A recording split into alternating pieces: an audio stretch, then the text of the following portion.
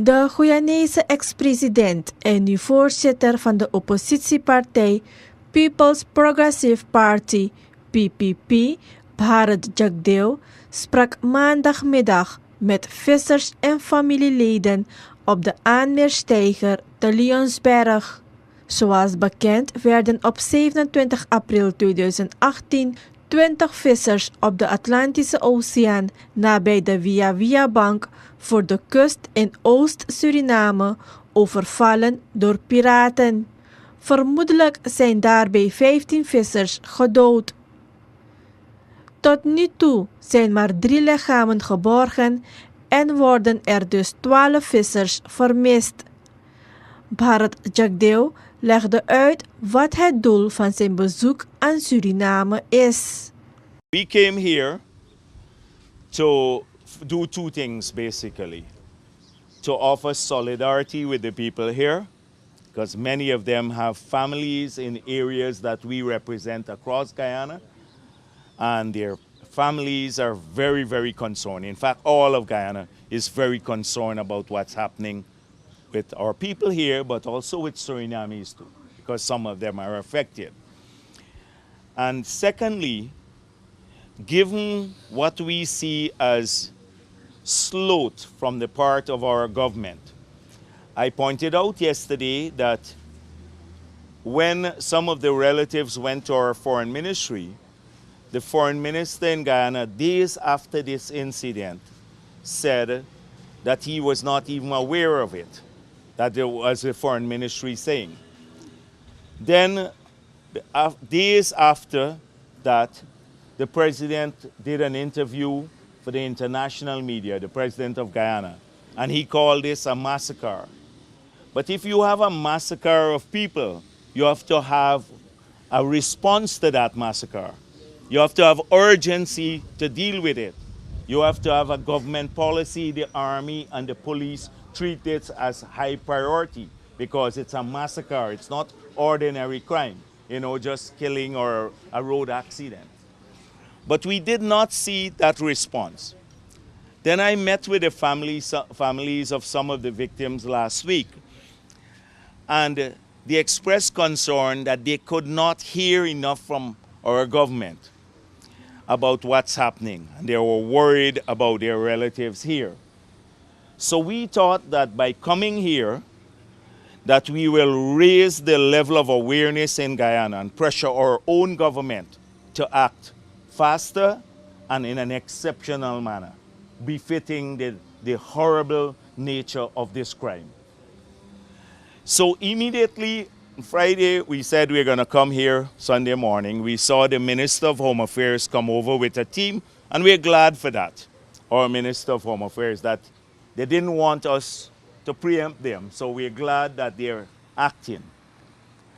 But because we don't intend to make politics of this. This is a national issue. This is not about PPP or PNC or APNU. This is about Guyana, Guyanese, Surinamese, and Suriname. And we want our government to work aggressively in collaboration with the authorities in Suriname, the government of Suriname, to first of all catch these perpetrators and see that they are punished in a manner befitting of this crime, that they are punished in a way that they are befitting of the crime. Secondly, we want to make sure that people are safe at sea. They are safe at sea, and that the 2 governments must work together to ensure this had happened. So I said, given that we can raise the level of awareness, because our government will want to make sure that they're not lacking, I intend to raise this issue in Parliament on Friday in Guyana when we have Opposition Members Day. And we're going to ask our government, what are you going to do to make sure that we catch these people? How are you working to ensure we catch them? 2, what are you doing to ensure safety of our people? What discussions have you had with the Surinamese authority to ensure that? What help are you giving? Yesterday I spoke with some of the families. Many of them need help, and what help are you going to give to people?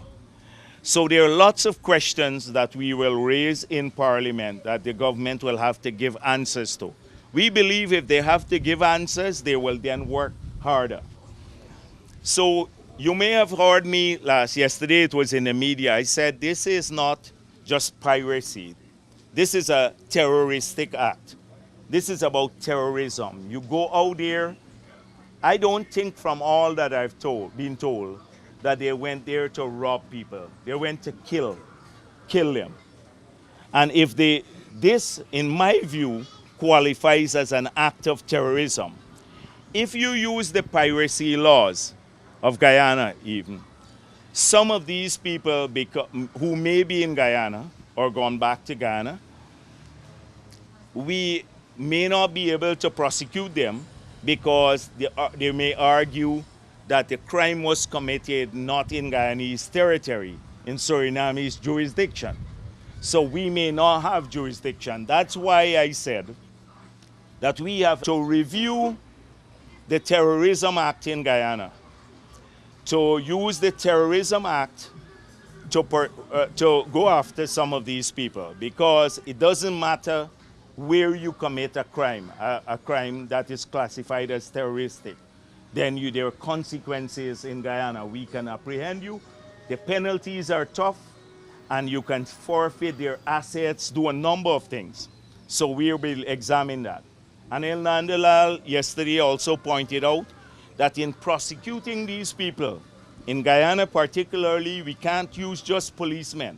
Policemen are not trained. We have to have special prosecutors because they can then they can get off. And we don't want that to happen, because if they only are out there again, people would not be able to go back to sea. We also received information that the Surinamese authorities have not been very helpful. Now, while we are not Surinamese, most of you live here and you contribute to the taxes, and some of you may be Surinamese as well. You need to make representation to the authorities here, and we are hoping that by our presence here, and they will take note of what we are saying, that the authorities can look into what we heard about allegations of negligence at the level of the police stations. We heard a lot of reports that when these incidents are reported at the police station over here, the police response has not been satisfactory. The other issue is we want to urge you to work closely with the Guyana consulate over here.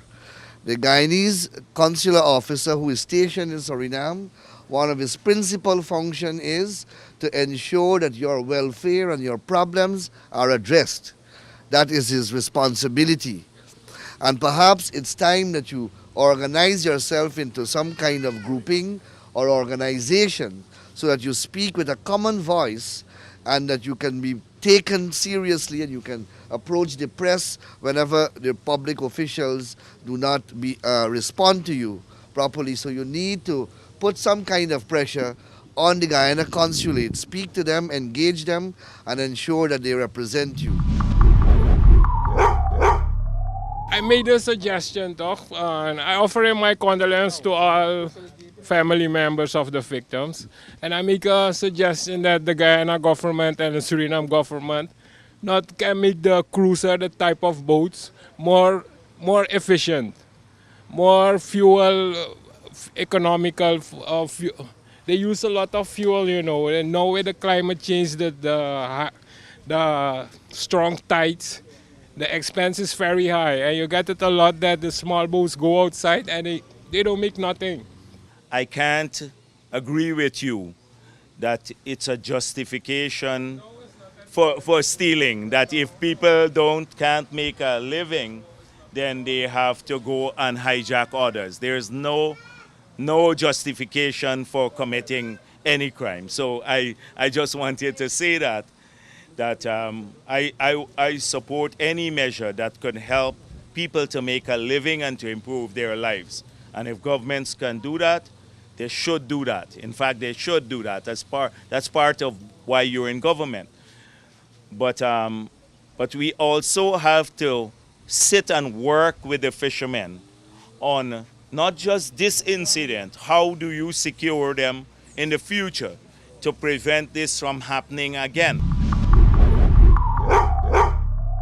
We Ghana is 90% working force at sea. We building the fishing industry in this country, and we can't get support from the government. Even for a look for these people, we have people have to sub money for go buy fuel. For go look for these people.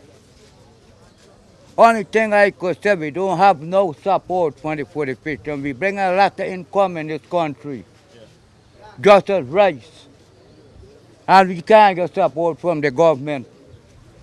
Even the helicopter where they get, people have to sub money to pay for the fuel. People got to the boat can't go inshore. They have smaller craft to go inshore for look for these people dead or missing. That could be a question in our motion to the Parliament. And how are we supporting or how are we working, like you mentioned, in collaboration with the Surinamese government to ensure that happens.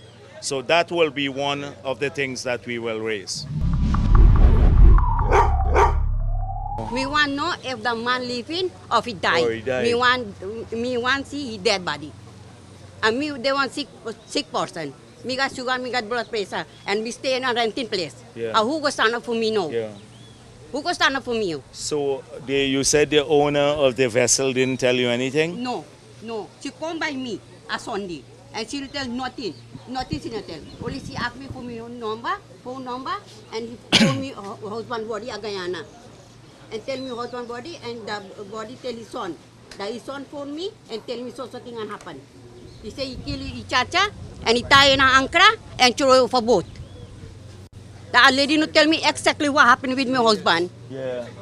That lady no talk me exactly what happened with my husband. We want to know that when my husband living or if he die, we want to see his dead body. This is one of the problems that we're faced with too. That most of the information we get about this incident is coming from the newspapers, from the reporters, and not from the authorities. And in a situation like this, the authorities should lead. That's why we came over to find out for ourselves, so we can push the authorities, both countries, to give more information to people, to talk to them, to say, we are going to continue the search. Yes. This is how we continue the search, etc. Because from all that I'm hearing, most of the victims, the people who are, their families know very little, and they're getting it from hearsay or what they read in the newspapers, like everyone else. They should get special briefings about what's taking place. Me need to see my husband. What the big difference? Me go and see him. And me know yes, is my husband, and me wait and me not waste time here. So look how long since Tuesday me come up pay me turn in the up neighbor place. Come on, let it do something but this. Me need to see my husband. Let him show me my husband. Me know my husband. I ask them that a call the station. They refuse. They refuse. They say how what is that?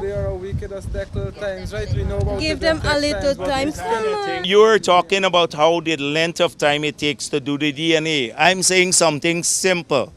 This girl is waiting to see her husband's body. She's been here since Tuesday. What's the big problem with just allowing her to go to the morgue to check? And if she can recognize him, then at least she could go back home and maybe take the body.